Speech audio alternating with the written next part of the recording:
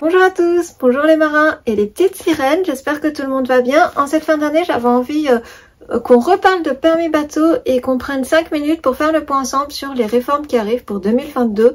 Qu'est-ce qui va changer, qu'est-ce qui va pas changer, est-ce que c'est une grosse réforme? On entend beaucoup de choses sur les réseaux sociaux et les forums, notamment, je vais pas critiquer, mais on a tendance à voir certains bateaux écoles qui grossissent un petit peu le trait pour vendre à tout prix des permis bateaux avant la fin de l'année. Donc voilà. On va faire le point, qu'est-ce qui change, qu'est-ce qui change pas. La première chose à savoir, c'est que ces réformes s'appliquent avant tout au permis côtier et au permis eau intérieure, je crois, au permis fluvial. Donc je vais te parler avant tout du permis côtier. Pour le fluvial, je te laisserai vérifier l'information par toi-même parce que je suis pas experte dans ce domaine. Donc ce qui change, c'est qu'à partir du 1er avril 2022, on va passer de 30 questions à 40 questions.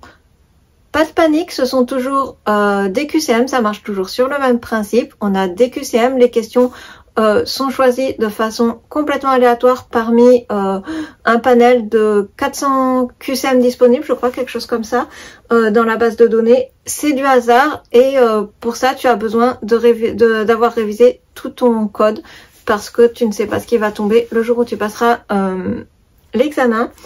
Pour le déroulement, ça se passe toujours de la même façon. Tu as 30 secondes pour répondre à ta question et tu as droit à 5 erreurs maximum. Donc c'est là que ça change un petit peu, c'est-à-dire que maintenant il te faut 87% de bonnes réponses, là où avant la réforme il t'en fallait que 83. Mais tu vois, la marge est pas énorme. Si tu as bien appris tes cours, si tu as bien révisé tranquillement sans te mettre la pression, ça devrait aller tout seul.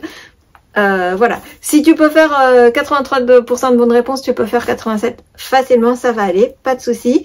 Qu'est-ce que je peux te dire d'autre concernant l'examen, le code en lui-même?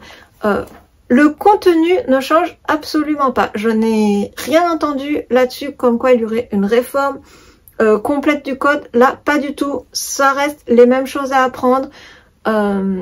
Tu as toujours le balisage, les règles de navigation de priorité, les signaux sonores et les signaux lumineux dans le noir. Quelques règles d'écologie, quelques règles comme l'alphabet international phonétique.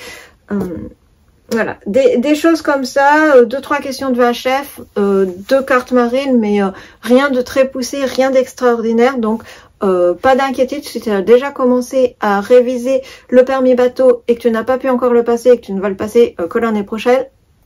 Pas de souci. Il n'y a rien qui change, il n'y a pas de grosse révolution, c'est juste ça, on passe juste de 30 à 40 questions. Mais le contenu en lui-même reste le même. Évidemment, par mesure, par précaution, je te conseillerais quand même d'avoir un des livres les plus récents possibles. Achète celui de l'année où tu le passes, ça sera le plus judicieux. Mais peut-être qu'il n'y aura pas de réédition l'année où tu le passeras et que ça sera... voilà, l'édition de l'année d'avant, pas d'inquiétude. Voilà, normalement, ça reste le même code. Donc, ce qu'il faut savoir ensuite, c'est que par contre, au niveau du tarif et des frais d'inscription, il va y avoir quelques petites modifications. Au niveau du prêt en lui-même, pour toi, ça va pas changer. Mais voilà, par curiosité, si tu veux savoir un petit peu ce qui se passe vraiment, on va décortiquer ça. En fait, ce qu'il faut savoir, c'est que la loi des finances rectificatives pour 2021 va entrer en vigueur à partir du 1er juin 2022. Elle a été repoussée justement, situation sanitaire, tout ça, tu connais tout le discours. Et donc en fait, au lieu, là où avant on payait 2 timbres fiscaux, un de 38 € et un de 70 €, là on ne va plus avoir qu'un seul timbre fiscal unique à payer de 78 €, mais il faudra aussi payer 30 € de droits d'entrée qui seront payés là au centre d'examen. C'est la deuxième modification importante de ce permis, c'est que avant, on passait l'examen de permis bateau, de permis côtier aux affaires maritimes. C'était les affaires maritimes qui nous les faisaient passer. Là, maintenant, ça va se dérouler dans des centres d'examen, des centres de validation de permis bateau privés et voilà. Et je sais pas comment dire, mais supervisé quand même. Il y a quelque chose d'un peu national qui supervise centre d'examen finalement, ça va se passer exactement comme pour le permis voiture si tu l'as.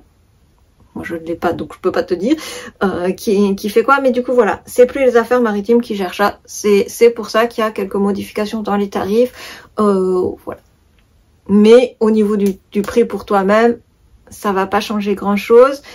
Bien évidemment, ça ne va pas te dispenser de payer les cours de bateau-école avant. Tu dois toujours passer par le bateau-école pour valider tes heures de théorie et ta pratique. Mais au niveau de la théorie, comme je disais, le code, il n'y a rien qui change. Et la conduite, il n'y a rien qui change non plus. C'est juste, voilà, des histoires de lieu de passage, de qui fait passer quoi et comment. Mais finalement, voilà. C'est pas une grosse réforme, c'était juste une petite vidéo pour faire le point, pas de panique, ça va bien se passer si tu as voilà bien appris ton permis bateau maintenant, que tu le passes maintenant ou dans quelques mois, ça sera la même chose. Pas de quoi se mettre la pression. Dernière petite précision, c'est que évidemment ce que je viens de te dire, ça vaut pour le permis côtier. Pour le permis de plaisance des eaux intérieures, le fluvial, je crois que ce sont les mêmes modifications. Comme je te disais en introduction de vidéo, il faut que tu te renseignes plus là-dessus parce que je suis pas du tout experte dans le domaine fluvial. Par contre, pour le permis hauturier, il n'y a absolument rien qui change. Toujours le même fonctionnement, c'est toujours les affaires maritimes qui le feront passer. Ces changements et ces nouvelles réformes ne s'appliquent qu'au permis côtier. Donc voilà, je pense qu'on a fait le tour. N'hésite pas à me dire en commentaire si tu as des questions là-dessus. Et voilà, je te souhaite bonne chance et bon courage si tu passes ton permis prochainement.